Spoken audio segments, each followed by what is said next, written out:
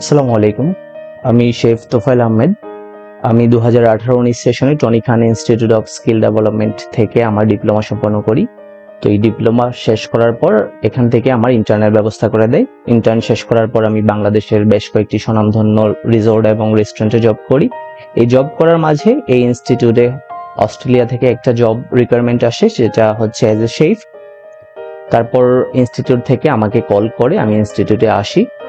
তারপর সেখানে অস্ট্রেলিয়ান এক প্রতিনিধির সাক্ষাৎকার হয় থ্রু অনলাইন। 1 মাস পর তারা সেটার রেজাল্ট দেয়, আমাকে তারা সিলেক্ট করে। তারপর থেকে শুরু হয় আমার পেপার ডকুমেন্টেশন, আমার ভিসা প্রসেসিং। দীর্ঘ 9 মাস অপেক্ষা করার পর আমার গত মাসের 15 তারিখ আমি আলটিমেট রেজাল্ট পাই, যেটা আমার ভিসা গ্র্যান্ট হয়েছে।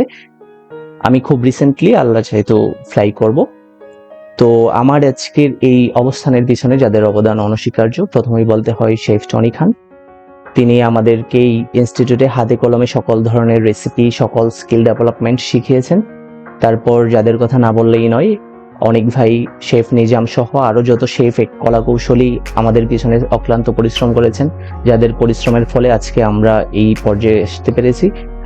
সবাইকে অসংখ্য ধন্যবাদ। সবাই আমার জন্য দোয়া করবেন, আমি যাতে আমার সাফল্যের সর্বোচ্চ শিখরে পৌঁছতে পারি এবং এই ফুড সেক্টরে বাংলাদেশের সুনাম অ্যাজ এ শেফ রক্ষা করতে পারি।